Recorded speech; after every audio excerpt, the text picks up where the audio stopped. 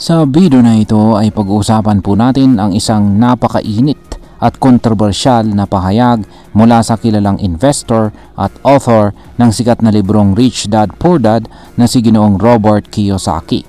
Sapagkat ayon sa kanya, sa loob lamang ng 2 taon ay magiging priceless na raw kahit ang maliit na 0.01 na Bitcoin.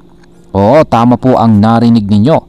Sabi ni Ginoong Kiyosaki, kahit ang kaunting bahagi lang ni Bitcoin ay pwede nang magpabago ng buhay mo kung ikaw ay may hawak nito.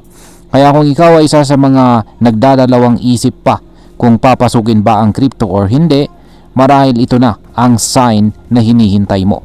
Kaya sa video na ito ay pag-uusapan po natin kung bakit ito sinabi ni Ginoong Kiyosaki. Ano ang ibig niyang ipahiwatig? Ano ba ang sitwasyon ngayon ni Bitcoin kumpara kay gold? At syempre, ang pinaka-importanting tanong ay kung ano po ang posibleng maging epekto nito para sa atin bilang mga Pinoy crypto enthusiast.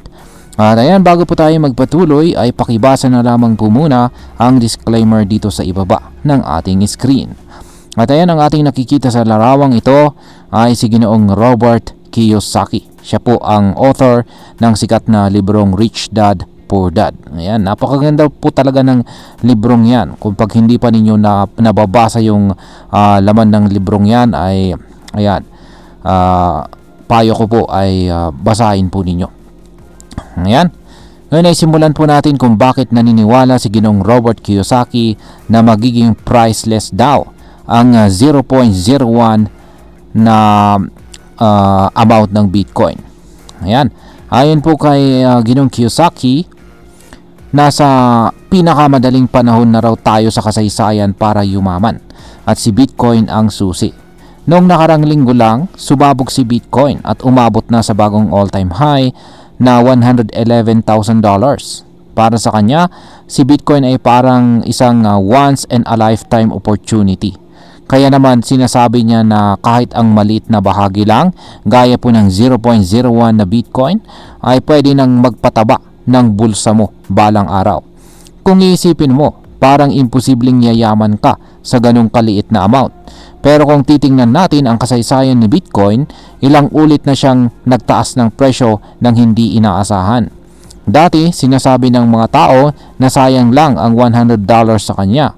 Pero ngayon, hindi mo na mabibili kahit 1 Bitcoin sa presyong yan.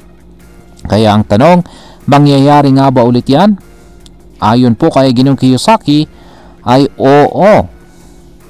Ngayon ay paano po naiiba si Bitcoin kumpara sa gold? Yan.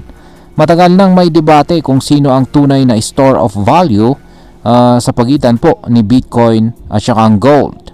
Para sa mga old school investors, syempre si gold pa rin ang hari. Pero sa panibagong henerasyon ng investors at traders, si Bitcoin naman ang tunay na digital gold. At ngayon, mas lalo pang umiinit ang debate na ito. Dahil sa kasalukuyan, ang presyo po ng 1 BTC ay halos kapareho na ng presyo ng 1 kilograms na gold. Ibig sabihin, kahit po sa value ay nagkakasukat na ang dalawa. Si Ginoong Peter Schiff, isang kilalang Bitcoin critic, ay patuloy na pinupuri ang gold at sinasabing hindi dapat pagkatiwalaan itong si Bitcoin. Ayon sa kanya, ang mga gobyerno pa rin ay mas pinipiling mag-store ng ginto kaysa sa crypto. Pero ayon sa mga bagong datos, sa Amerika pa lang, mas maraming tao na ang may hawak ng Bitcoin kumpara sa gold. Yan, 50 million na Amerikano ang may Bitcoin holdings, samantalang 37 million lang ang may gold. Malinaw na mas marami na ang naniniwala sa digital assets.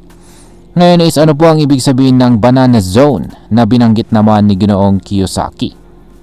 Yan, tinukoy din po ni Ginoong Kiyosaki ang tinatawag na banana zone. Isa po itong term na ginamit ng isa pang kilalang investor na si Ginoong Raoul Pal. Ang ibig sabihin nito ay ang extreme upward momentum sa presyo ni Bitcoin. Sa madaling salita, kapag pumasok na tayo sa zone na ito, ang presyo ni Bitcoin ay literal na pwede pong sumabog sa langit.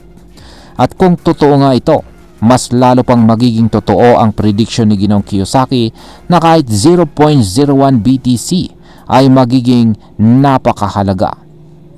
Ngayon ay bakit po sinasabi ni Ginoong Kiyosaki na ito ang pinakamagandang panahon para mag-invest? Ayan, naniniwala po si Ginoong Kiyosaki na ang buhay ay parang crypto market. May taas at saka may baba. Pero kung matalino kang magdesisyon at marunong kang tumaya sa tamang panahon, pwede kang magtagumpay. Para sa kanya, ito ang tamang panahon para mag-accumulate ng Bitcoin. Habang hindi pa siya masyadong mahal para sa karamihan, ito na raw ang oras para kumilos. Hinihikayat din niya ang mga traders na makinig sa mga experts tulad ni na Ginoong Raul Pal, Michael Saylor at Anthony Pompliano. Sila raw ang may tamang pananaw kung saan papunta ang future of money. At ito ay malinaw na patungo sa digital assets tulad ni Bitcoin.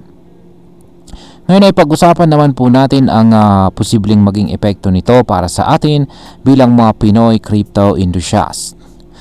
Yan, una ay malaking oportunidad ito para sa mga nagsisimula pa lamang. Hindi mo kailangang bumili ng isang buong Bitcoin.